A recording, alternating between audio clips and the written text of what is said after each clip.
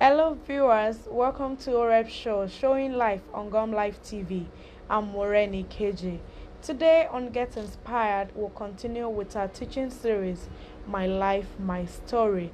And don't forget, last week we talked about our learning has helped our Father thus far in the work of the ministry.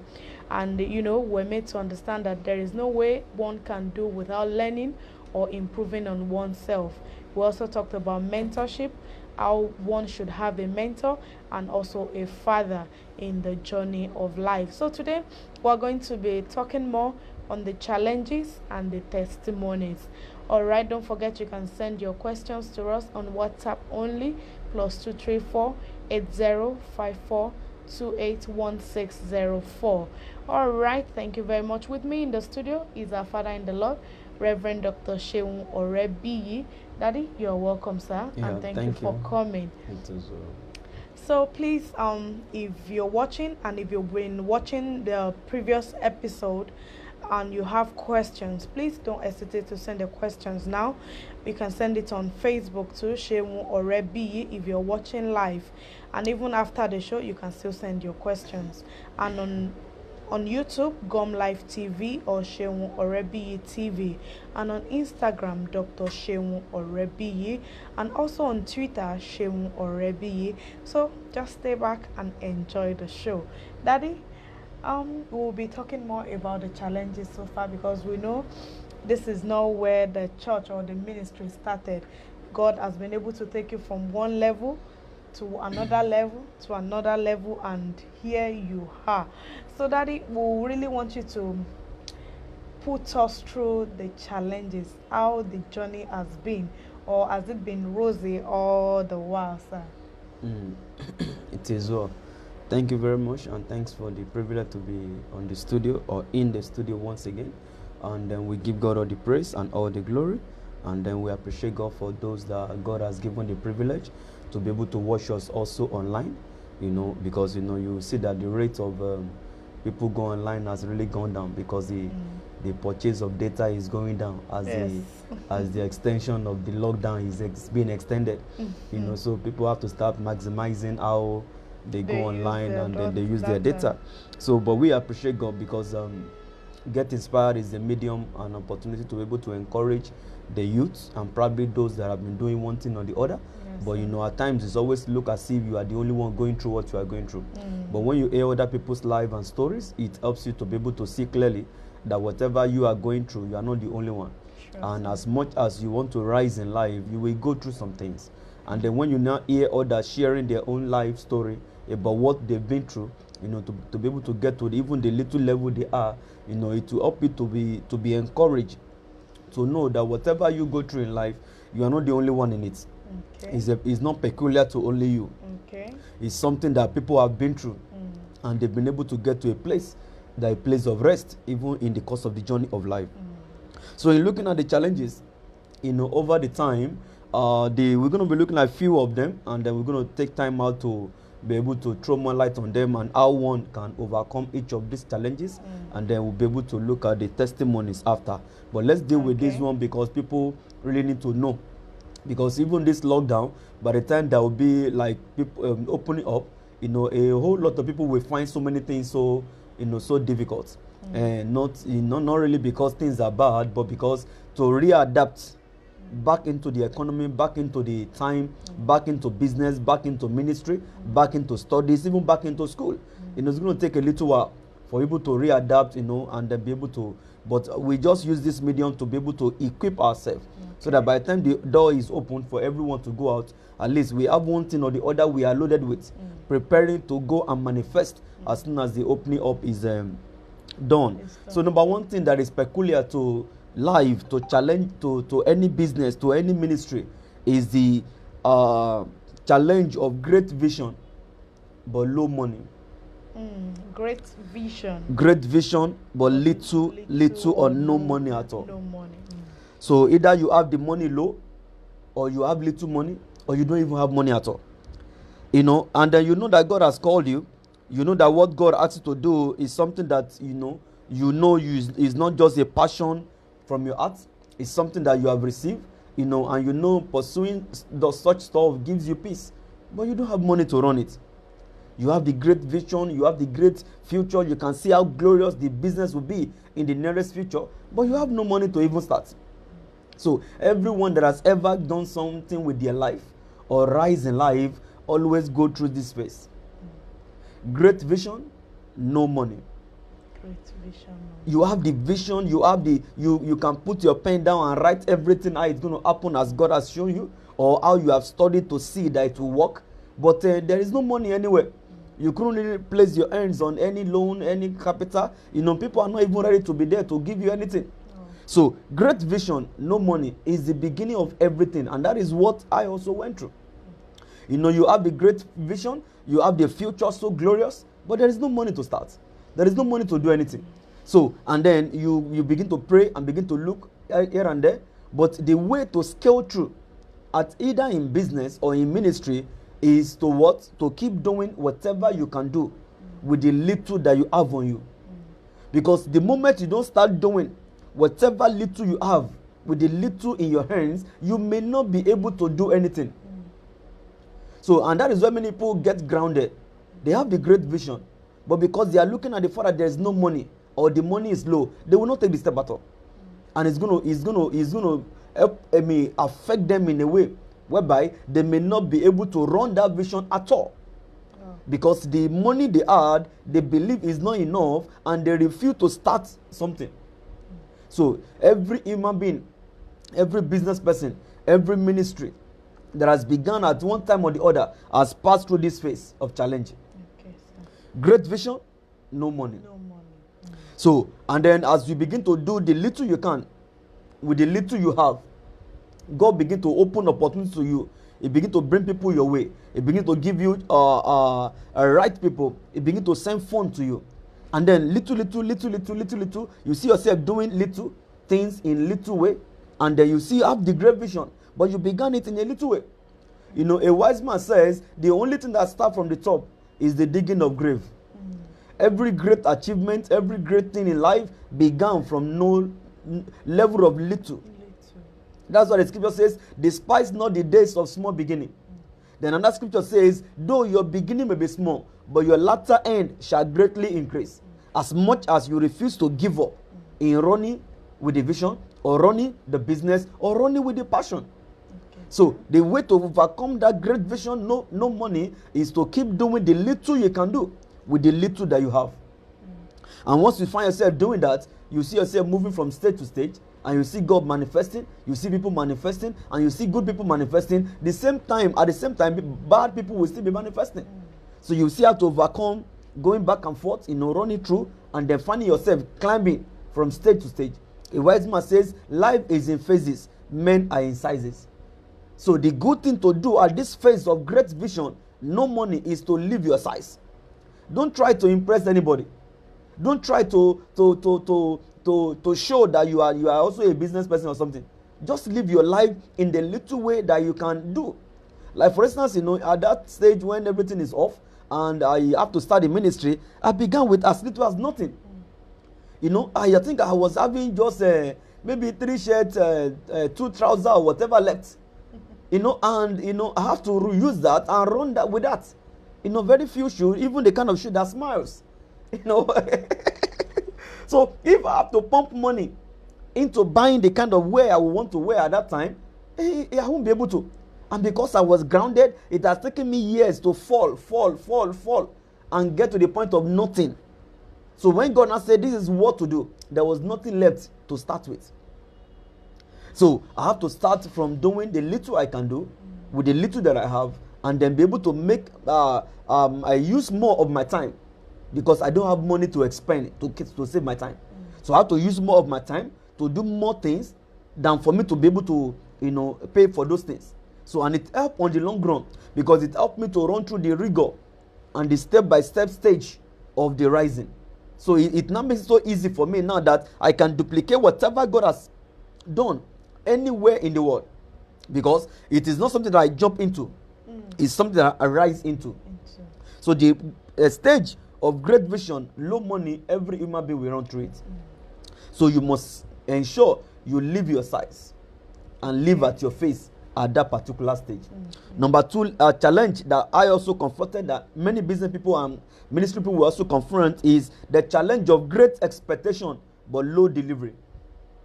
Great expectation but low. When you match that with the first one, great vision, low money or no money.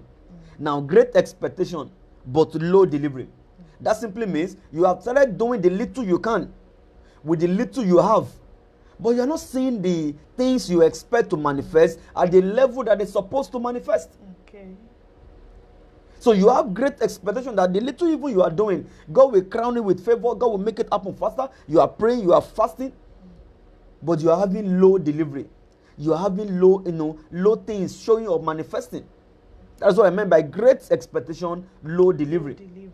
Low delivery. LOW.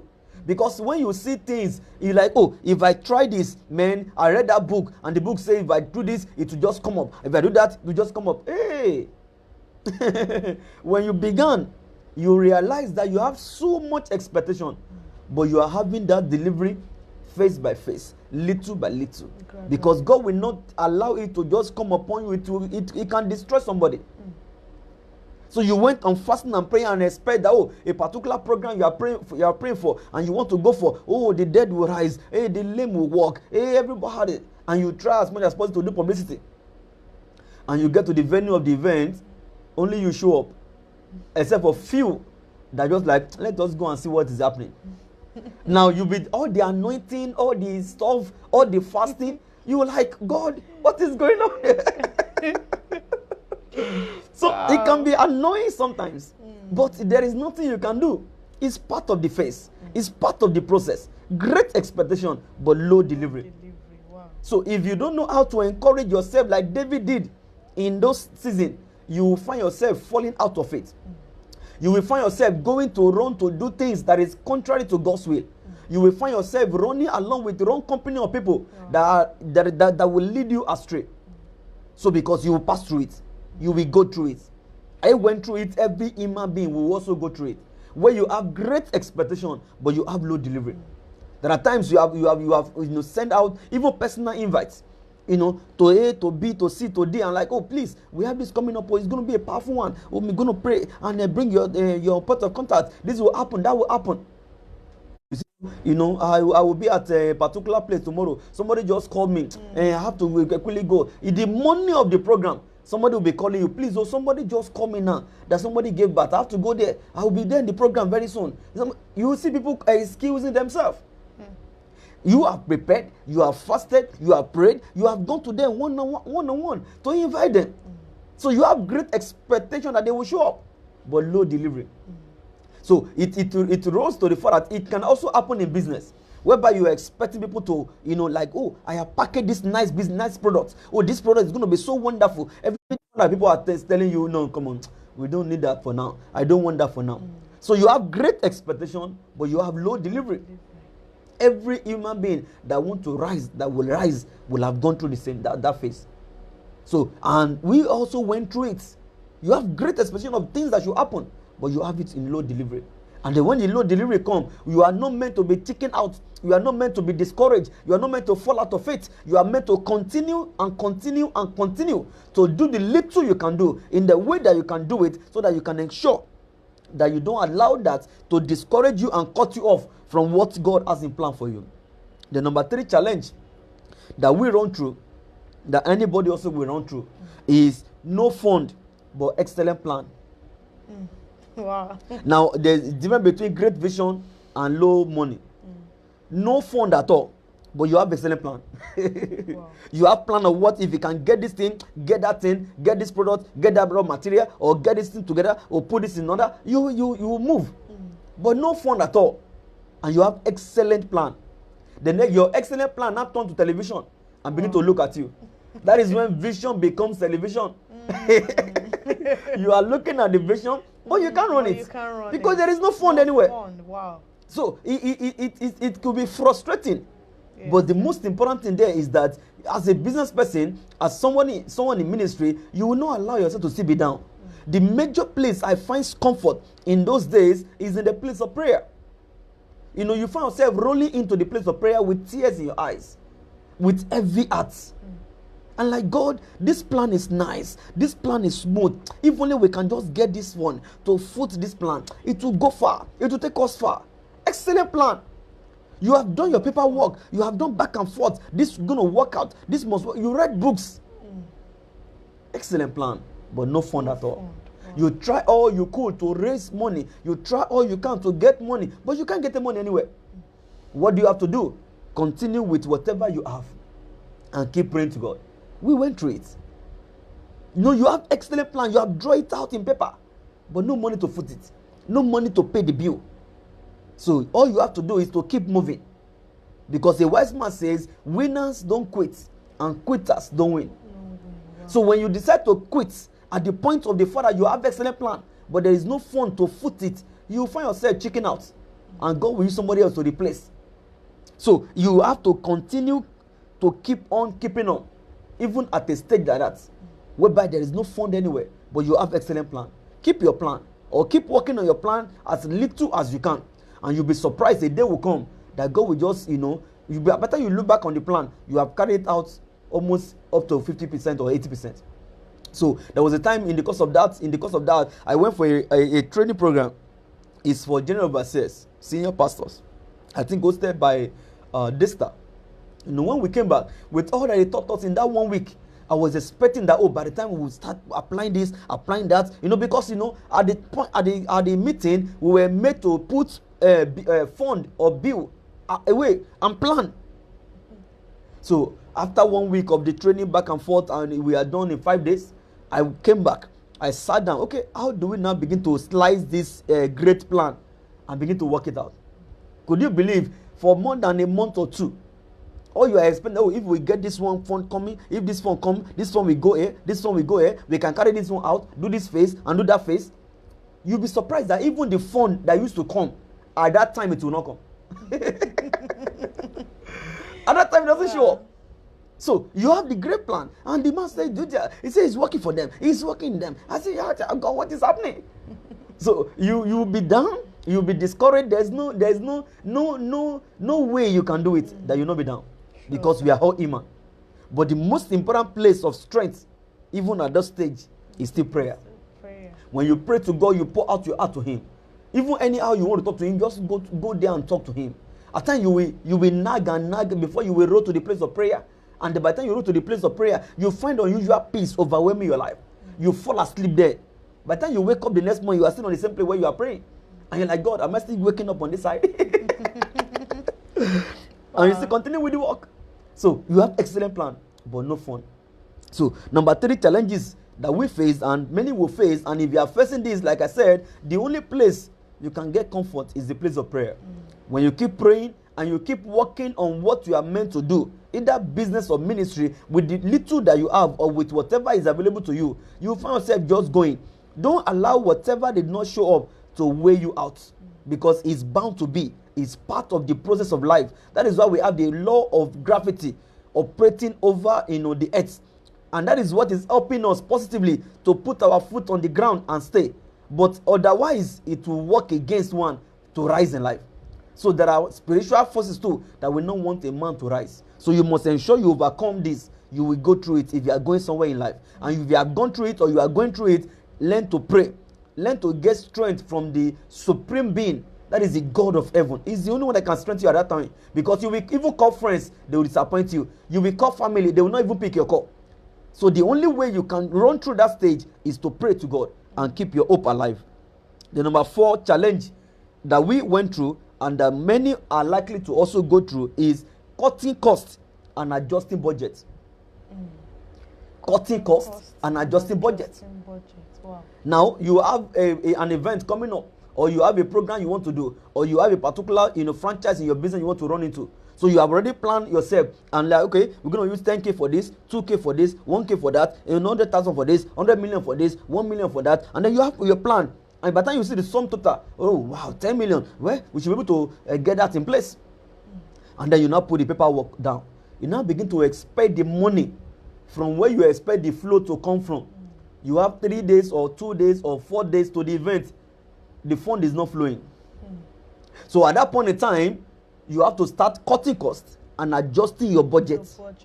so that the event you are projected for will not have to be postponed. Because if you keep postponing events, it's like somebody that is meant to confront a challenge and is now pushing it forward. You will still meet it in the future. Sure, so the most important thing you have to get settled with yourself is that I have put this plan in motion, I have project for this event, I'm going to carry it out. So whatever it will take, if it will make us to bring down budget of 100K to 40K or 20K or 1K, put it in place and ensure the program runs without anything. So other things that you have put around the program that you can do away with them. Cut the cost, adjust the budget, and you find yourself doing it and making it happen. Then by the time you look back and find like, wow, God, thank you. We've been able to do it. So you now realize that many of the things that you were putting your eye on, that when people come, they must see this, they must see that, they didn't even know that it was not there. Wow. That you are the only one that will have even enjoyed yourself if you had postponed it, because you will still be having the stress and the burden of having to plan for it again.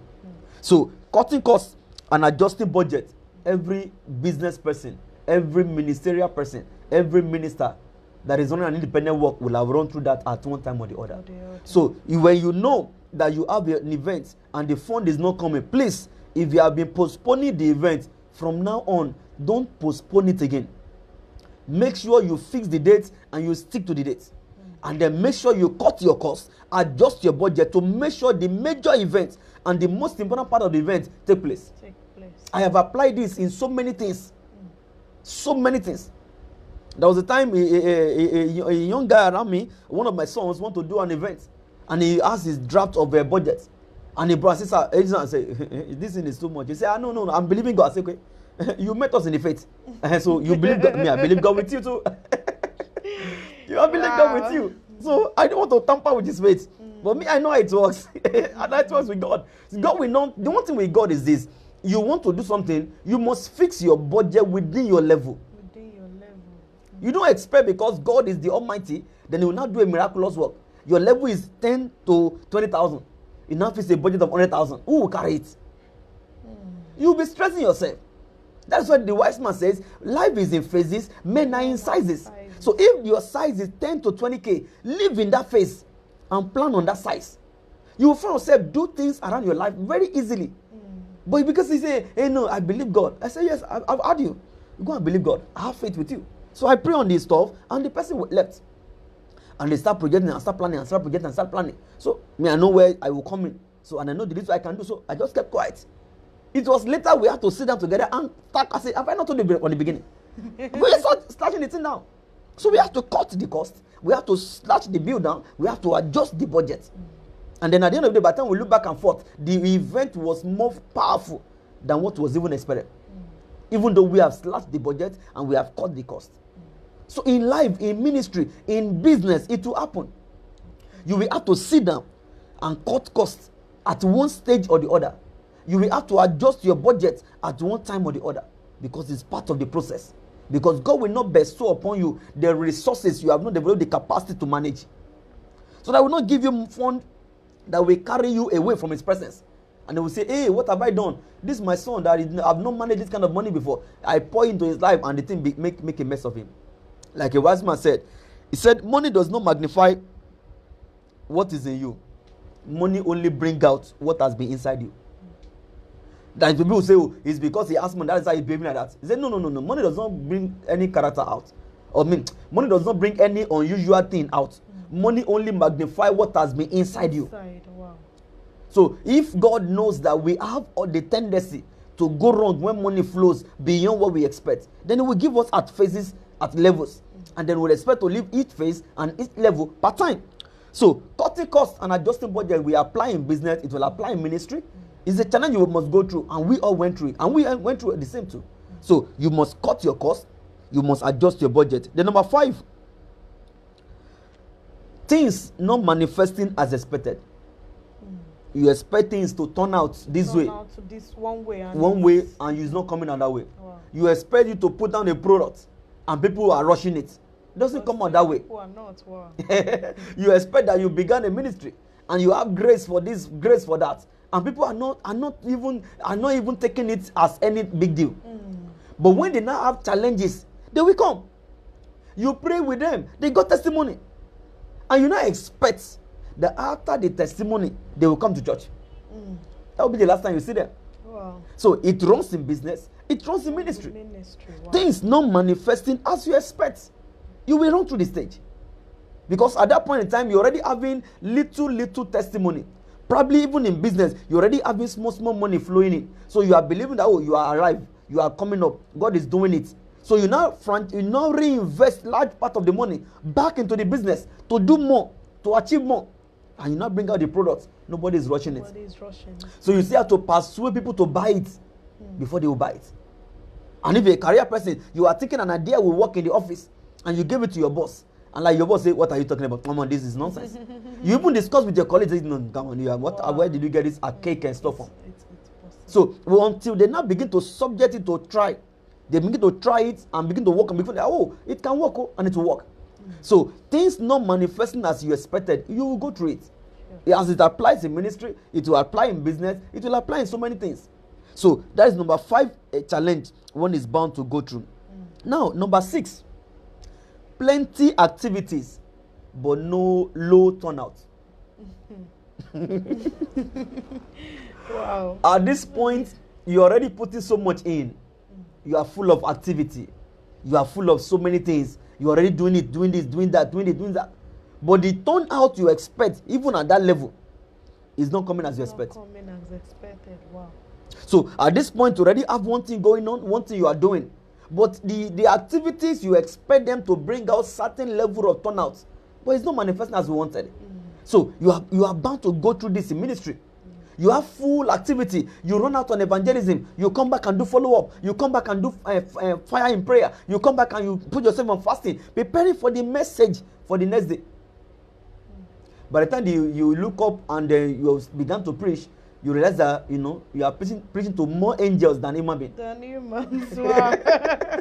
So you look at the activities. You have prayed. You have gone on follow-up. You have gone on evangelism. You have done fasting and prayer. You have done prayer for the next service. You have now put yourself on fasting over the night. Wow. And then you have download message. You have downloaded prayer prophecies from God. By the time you look up, you have more angels seated than human beings. Wow. And it's also applying ministry. So at that point in time, you are already full of activities. Plenty activities, but low turnout. So number 6 challenge that you're going to go through, or you are bound to go through, either in business or ministry, and you must be able to learn to overcome them only through the strength of God. In number 8, loneliness. Number 7, burnout, depression, and distraction. Now we have gotten to the point of plenty activity, low turnout. So that your plenty activity with low turnout will lead you into number 7. Okay. You are burnout. You are depressed. You are distracted. Because the load in your heart, the burden in your mind is weighing you down. The low turnout is driving you nuts. And like God, for 7 days fasting, 21 days fasting, 41 days fasting. You bind, you lose, you cast the devil. But still, nothing is happening as you wanted. Wow. So you get burnt out. You get wearied. You get tired. Wow. You now begin to drift into depression. Then you get distracted. Wow. And where the Satan will come is that will just begin to speak tiny words into your heart, into your mind. Are you sure God called you? Are you sure this is the right business for you? Are you sure this will work? Are you sure you know what you are doing? Are you not wasting your life? Are you not wasting your time? Something else. That is where distraction will come in. Because if you are not too balanced on God and know fully whether the business you began or what you are doing or the ministry God has to do is what you are meant to do, you find yourself drifting from that and go somewhere else. Or probably you have friends that think something is working for them. You go into what is working for them. Like for instance, somebody in ministry that is called to be a teacher can want to begin to do prophecy. And is a core teacher that can also still manifest prophecy in the course of teaching. But because he saw that probably his prophetic ministry friend is making money, people are coming and he's getting the money siphoned from them. So he said, how am I teaching them? They don't want to be taught. They don't want to be taught of his parts and begin to go into something else. And before you know what's happening, because he does not have grace for that, he's bound to be distracted. He can begin to now look for a way to see that is contrary to God's way. You can now begin to look for a way to attract people that will be contrary to God's way. Then now begin to mingle with the wrong people. That is how you see people drifting out of normal ministry and begin to go into ministry to one tendy, burying cow alive, burying human being, using human being for sacrifice, just to grow what God did not want it to grow that way. So it's burnout that leads to that. It's depression that will lead to that. And those two will lead to distraction. So if one is not standing right and standing firm, one is bound to fall for that distraction. Because the devil will be speaking tiny, tiny words to your heart, to your mind. And begin to tell you that, are you sure what you are doing is right? Are you sure you know what you are doing? And it can happen to anybody, either a businessman or a career person. Where it will happen to a businessman is this. There was someone who was saying something with me. He said he paid tithes, he paid the tithes. And all of a sudden, he invested in something. And when he invests the money, he did not learn about that business from what I deduce. He did not find out from those that are doing it how it works. So he just pumped money into it because he's a tithe payer. And say, because God says he will destroy the devourer. Now, when he pumped the money in, the whole money he invested in the business went down the drain. Wow. Wow. So from that moment, I say he said to himself that he will never pay tithe again. He will never pay tithe again. And I laughed. You know why I laugh is that it was the burnout that led him to that depressive state. And that depression, it became so weak that the devil's tiny, wicked, evil thoughts strike on his heart to tell him what to do, contrary to what God wanted. And that brought about distraction that one can suffer from all the days of one's life. Wow. So, and it can happen in business. It can happen in career. It can happen in ministry. So, one must not allow oneself to be burned out.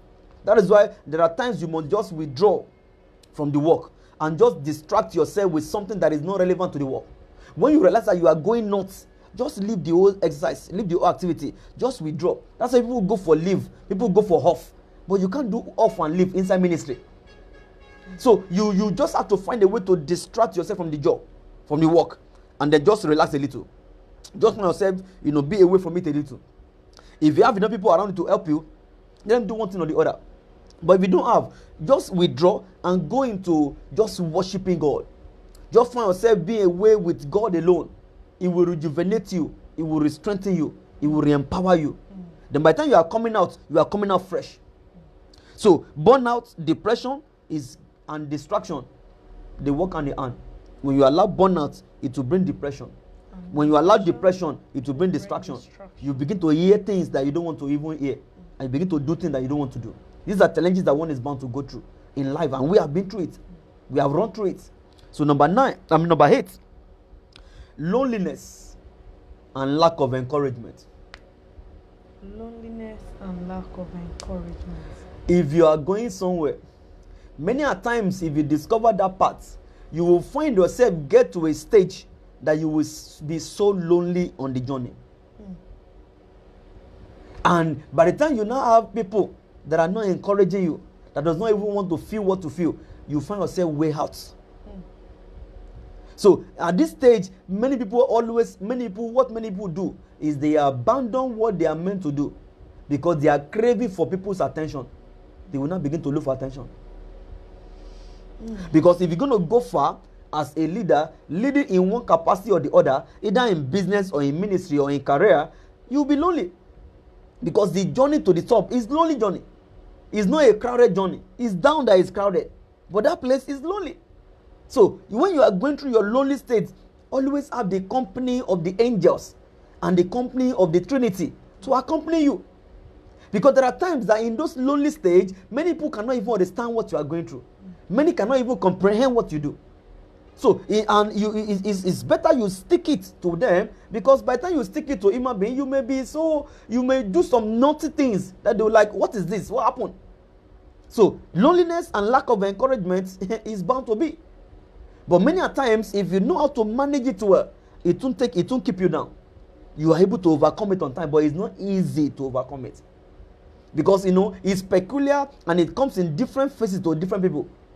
So, and when you get to that point, you find yourself so lonely, you are not meant to just keep yourself down. You have to find a way to have people to communicate with, people to relate with. And then you have to communicate with God and communicate with Trinity often. That way, you will need the Trinity in your closet. But you may find a way to also relate with people around. Find people that you can talk to that will understand those faces. Like for instance, most of those days, I got so lonely, I got so discouraged. because I wasn't getting much discouragement from me, much encouragement for myself. Wow. No, now I now walk up to a pastor friend. I say, sir, this is what we are going through. You know, you have been in this thing for like 7 years ahead of us. These are the things that somebody is feeling. You know, and I said, what, how is it like on your own side? And then, you know, in those days, those days, there is nobody there for you. Nobody there with you. You are just on your own. The only time you see people around is when members come to church. Wow. So when I spoke to my pastor friend, because he has been there in ministry for a while, you know, and like, man of God, I understand what you're saying. And he made a statement which I will never forget. He said, you know what, even at his own stage, he give up every day and wake up in the morning and carry his cross again. Wow. He slept, giving up in the ministry, and said, I'm just going to look for something else to do. But by the time he wake up, he has seen that he has carried his cross again and run on with the ministry. So I say, it happened like that. He said, man of God, it's a normal thing. It's okay. If it's a normal thing, then I received encouragement from him. And then when we began the school, I was so discouraged with so many things. And somebody said to me something. We were just talking casually. And the person made a statement which I will also never forget. And the person said, you know, that if it were to be easy, everybody would be doing it. He said, man, it's not easy. That's why you are experiencing what you are experiencing. So keep doing what you are doing. And you will see yourself rising in life. And one day, you will see yourself not only standing before the great, but you'll be numbered among the great. He said, keep doing what you are doing. Because if it were easy, everybody will be doing it. So if everybody is not doing it, because it's not easy. So the few that are doing it, they are overcoming that state of not being easy to get it done. I was like, wow. So I picked that statement too, and I keep it at the back of me, at the corner of my heart. So every time I like, what is happening, what is going on, I will say to myself, it were not easy. If it were to be easy, everybody will be doing it.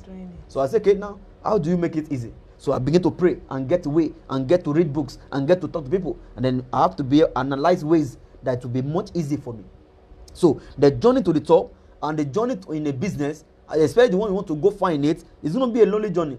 And many times to people with lack of the encouragement. So you need to find a way to encourage yourself, meet people that are already on the path, talk to them, pour out your heart to them. What many people do in this state that also affect them is that they keep to themselves. It's wrong. Don't be too proud and be too egoistic to stick to yourself at that point in time. Just look out for people that can understand you, people that you can pour your heart onto, people that you can speak to. You are a human being. We are all human. So if you don't have people that will understand you around you, or people that will misjudge or misinterpret whatever you are going through, then look for those that will comprehend, that will understand. That when I spoke to my pastor friend, he just said, when he made that statement, it was enough for me. I realized I was not the only one that was thinking I should give up in 1 week or in 2 weeks. He said, it's every day. I said, and you already on, no, let me to go and be giving up every day and wake up and carry the cross again. So loneliness and lack of the encouragement, you are bound to experience it. It's a challenge that you must overcome for you to rise in life. Number 9, betrayal and rejection. Wow. People that you expect that, you've been able to pour into, you expect delivery from them, they will betray you.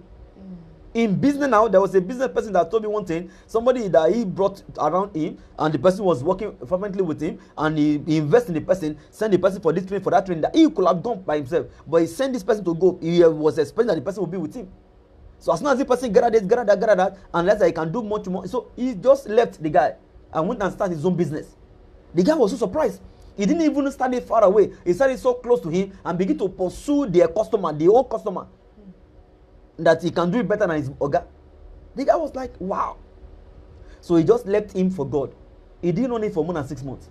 He ran aground. And all his customers, they turned back to him. So as it's happening in business, it can happen in ministry. Betrayal and rejection. What you are expecting people will accept, they rejected it. Idea that you think you will sell, you didn't get any money from it. You invest in the idea. At the end of the day, the whole thing come back bounced.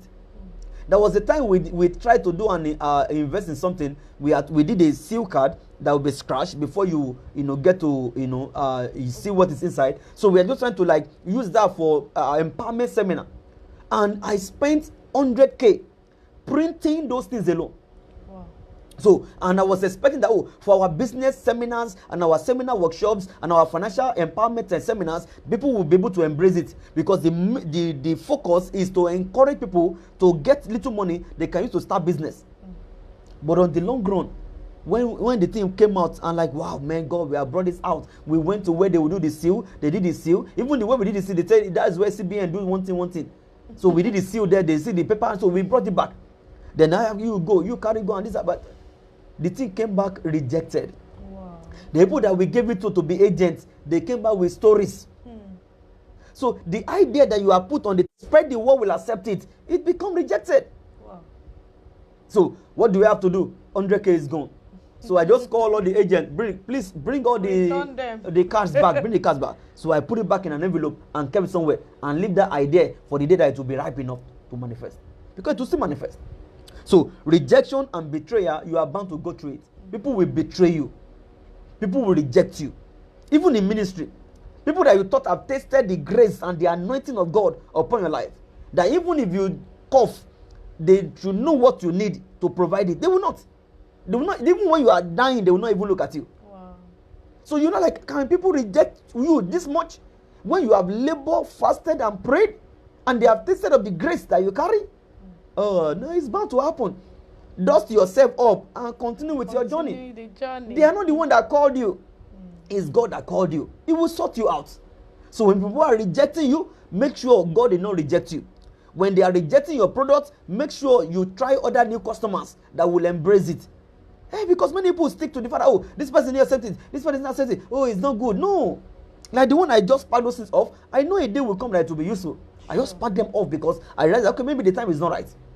Or I can't go through the whole rigor of having to start, educating and going back and forth. So let me focus on what I'm supposed to do so that it not bring a distraction.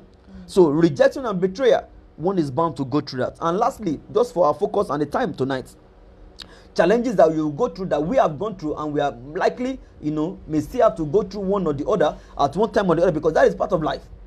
So number 10, criticism and character assassination. Criticism and character assassination.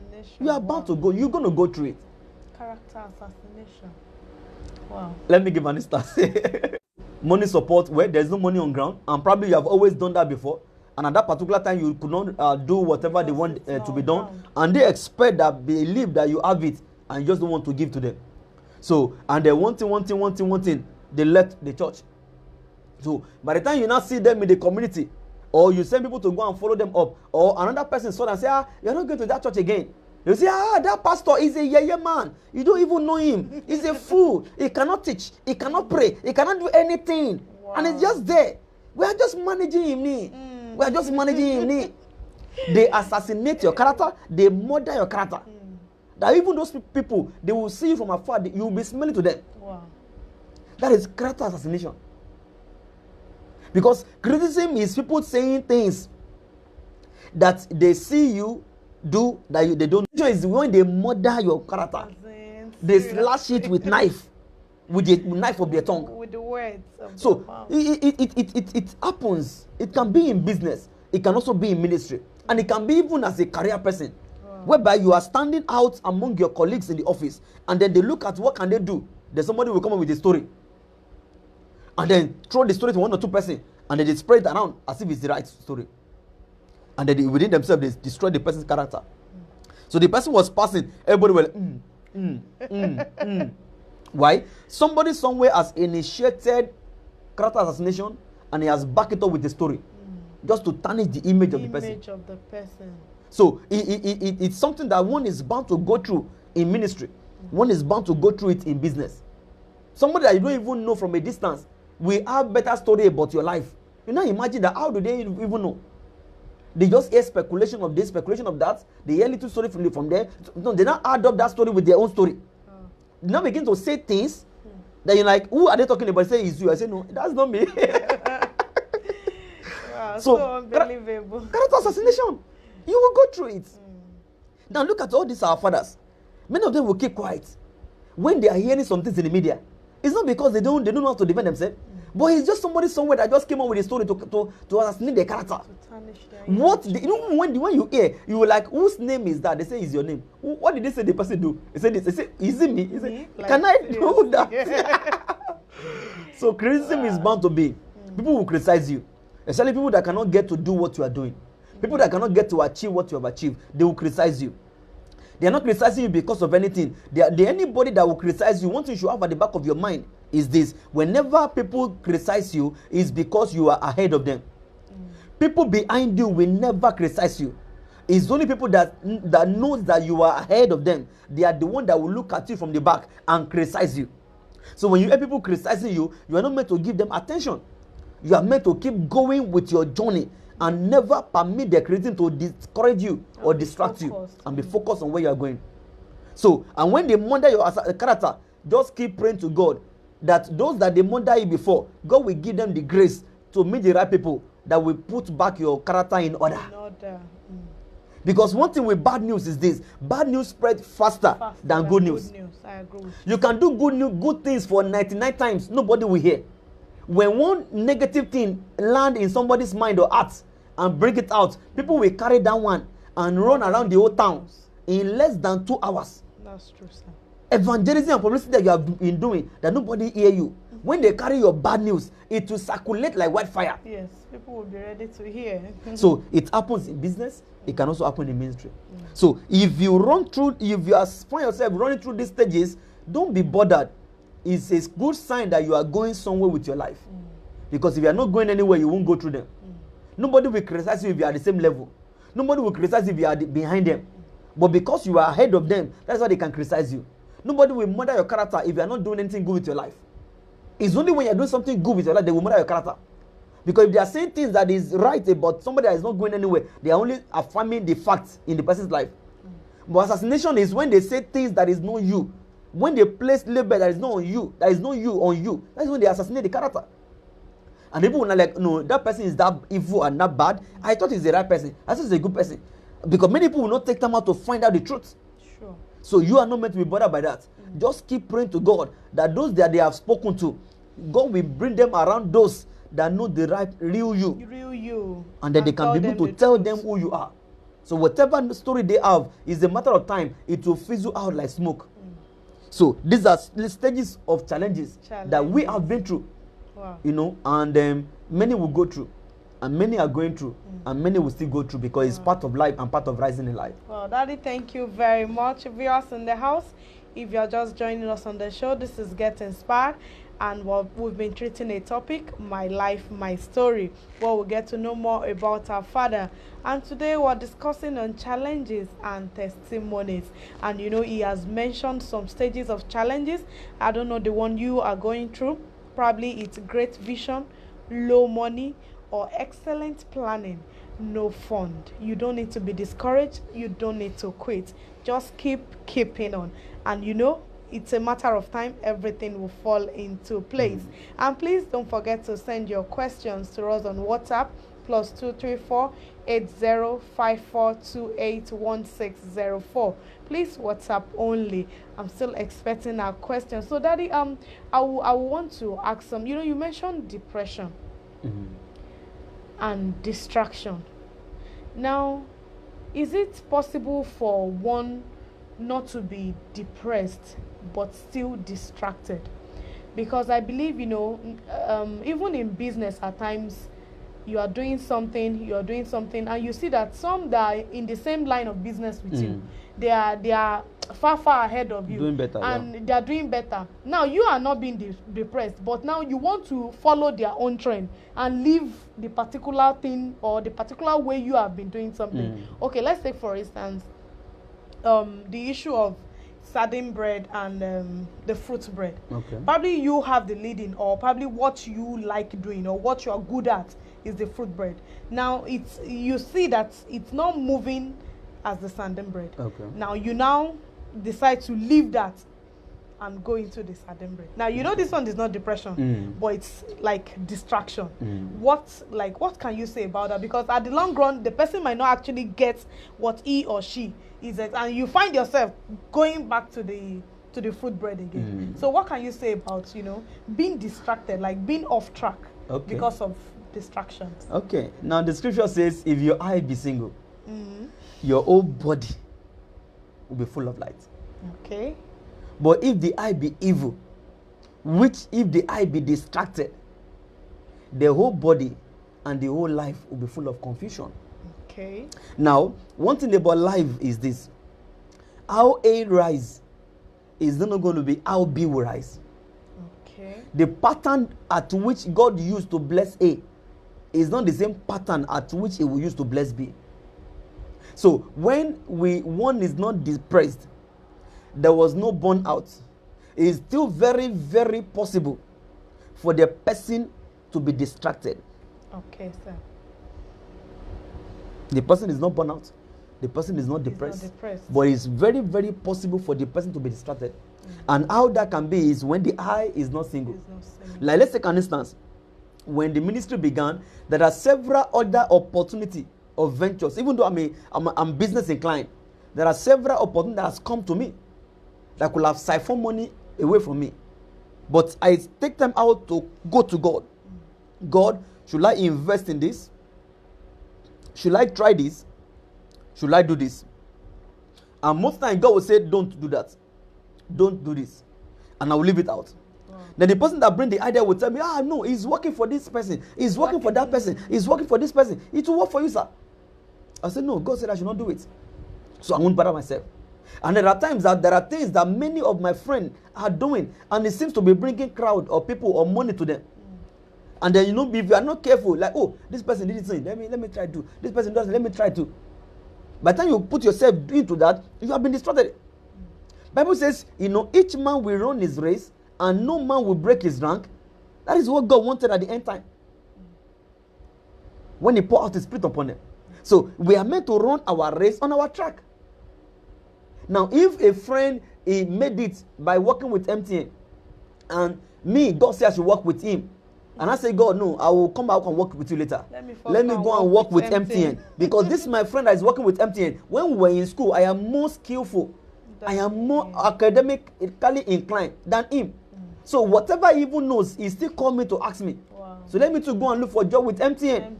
And God said, no, I'm going to bless you working with me. He said, no, God, don't forget it. Don't bother. I will still give you time. Weekends, I will give you everything. I will not go to party. Saturday, I will be in church on Saturday. I will be in church on Sunday. God will say, no, I want your 24 hours, 7 days a week. So the question now there is this. One is bound to be distracted when one is not focused. Okay. When you're not, now, from the instance you gave, the fruit bread and the sardine bread. Now, the two bread has customers waiting for it in the marketplace.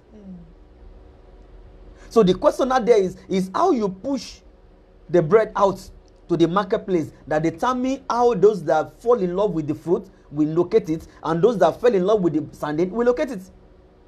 So if you don't keep working on pushing your product out or pushing what you are doing out, you will find yourself sitting down, and people that cannot even do as much as you will be doing great things because they know how to put things out.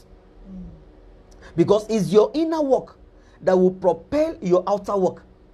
Let's take an instance. The footballers will camp in a camp for 6 months, preparing themselves for 90-minute match. So if you use your inner time to waste away, or to look at others, or to be depressively thinking, not constructively thinking, you will find yourself doing so many things that will not lead you to where you are going.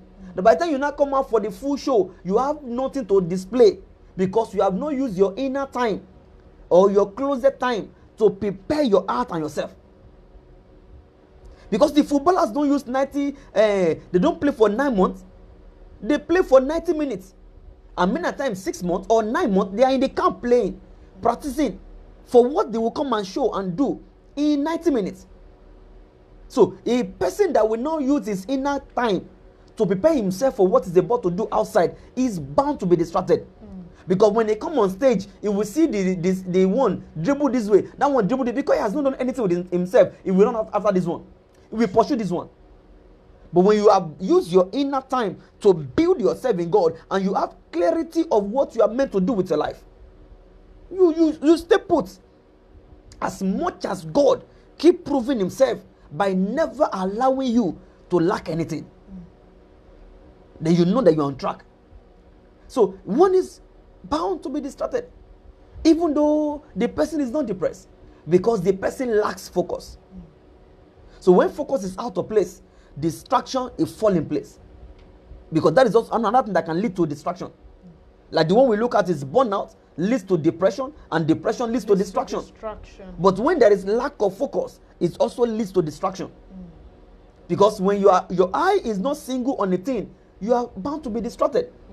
I have had several opportunities of other things I can do or that I could have gone into. Okay. But when I go to God, God will say, leave it for those that are doing it, not for you. Leave it for this one, not for you. Like for instance now, a friend of mine that we run through the marine school together came one time and said the particular person that was one of the lecturers that took us when we were in school, left what he was doing in the school. He now came to him and said he wants to go back to the sea. Wow. So, and I asked him that why will he want to do that? Why didn't he stay training people? He said no, because the people that go to sea go back and bring money.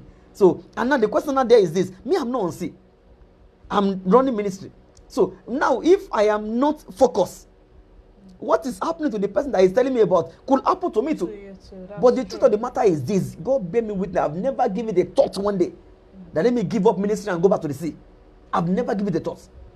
Why? Because I know it's far better for me to walk with God and stay put on what he has told me than for me to be jumping up and down.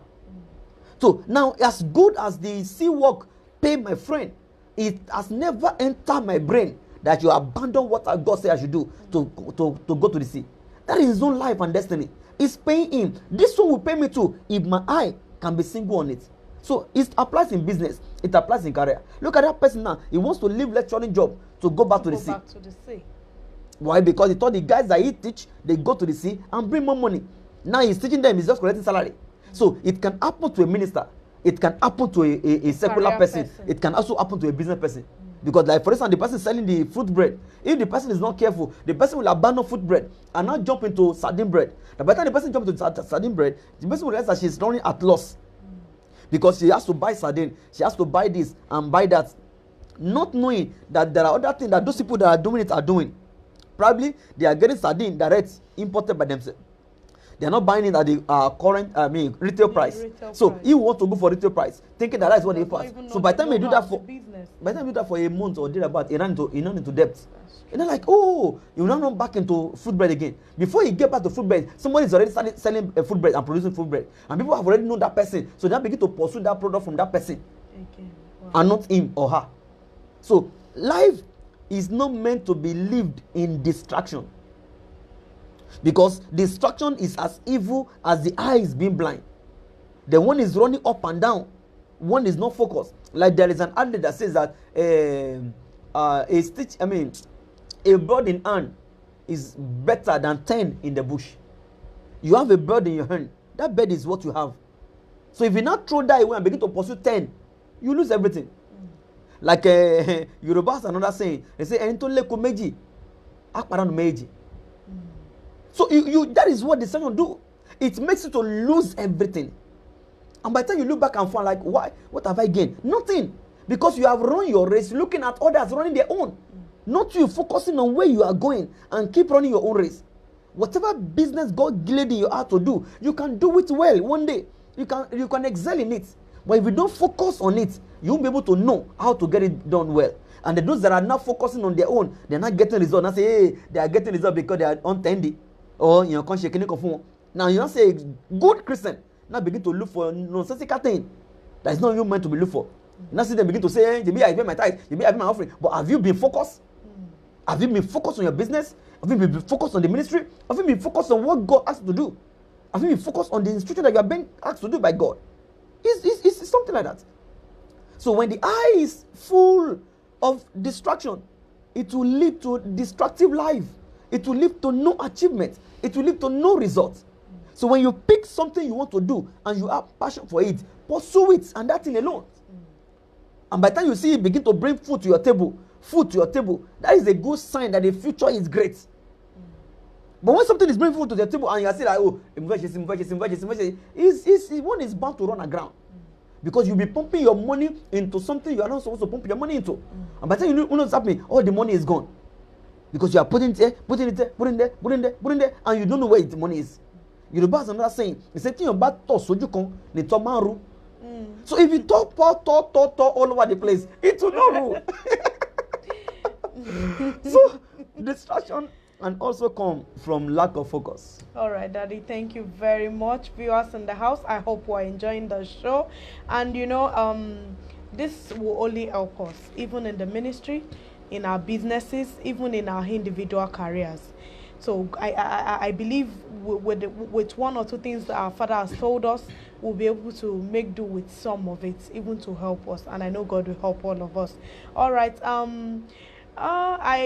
Because of our time, we'll continue with the testimonies on our next show, and I want Daddy to still give us a word of advice, you know, to conclude and to bring the show to an end. Well, I appreciate God that at least, you know, we've been able to look at the challenges. Now it's not limited to this. One is bound to go through more, but at least these are specific one that you cannot escape. Number one, we say great vision, low money. LOW, low money. Number two, we say great expectation but low delivery. Number three, challenge you are bound to face, which we also have faced. No fund but excellent plan. Number four, cutting costs and adjusting budget. Number five, things not manifesting as you expected. Number six, plenty activity, low turnout. Number seven, burnout, depression and distraction. Number eight, loneliness and lack of encouragement. Number 9, betrayal and rejection. And number 10, criticism and character assassination. You are bound to go through this if you are trying to rise in life. If you are trying to rise in career, you are bound to go through it. If you are trying to rise in ministry, you are bound to go through it, because it's the normal process of life. And for you to have the real products of life, you will go through the process of life. So if you try to escape the process, you cannot have the product.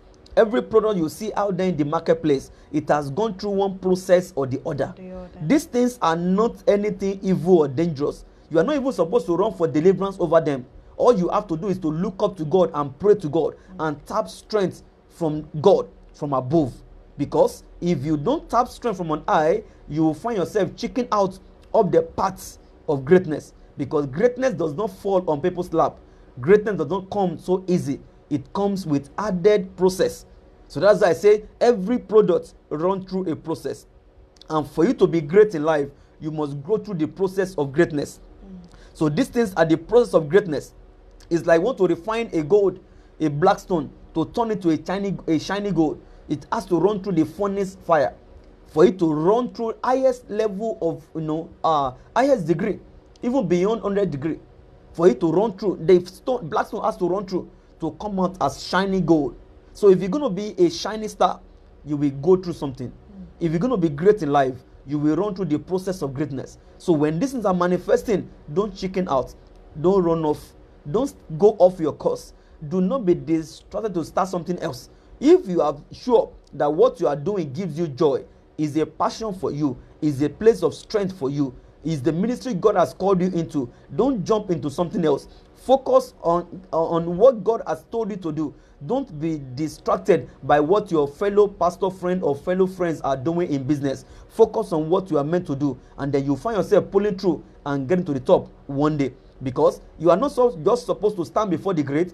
God has destined all of us to be able to be numbered among the greats. And there is a deposit of greatness in you, just as in every other person. But it's only when you are focused on whatever you are doing that you can get there faster. And I pray for you that the hand of God will rest upon you, and the grace of God to remain focused and to run through the process that will make you great. God will give you that grace in the name of Jesus Christ. Amen. And that which you are doing, I pray for strength and encouragement from above to be able to come upon you and overshadow you in the name of Jesus Christ. The word of God says when you faint in the days of adversaries, is because your strength is small. I pray for you in the name of Jesus. The Lord will increase your strength. Amen. The Lord will increase your faith. Amen. You will not faint in the days of adversaries. Amen. You will not faint in the course of your process. Amen. For greatness. Amen. In the name of Jesus Christ. Amen. You will be great in life. Amen. You will raise great people. Amen. You will raise great things. Amen. And you will do great things. Amen. And you will give God glory, and Amen. God will be glorified Amen. In your life and destiny. Amen. And in the works of your hands, the name of God will be glorified. Amen. And so shall it be. Amen. For in Jesus' glorious name we pray. Amen. Daddy, thank you very much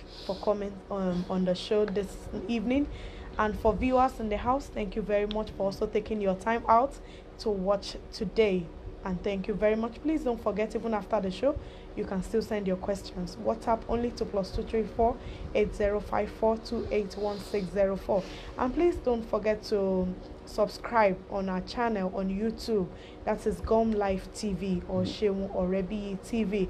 Also on Twitter, you can connect to us on Dr. Seun Orebiyi, and also on Instagram, Dr. Seun Orebiyi. Hope to see you same time. Thank you very much.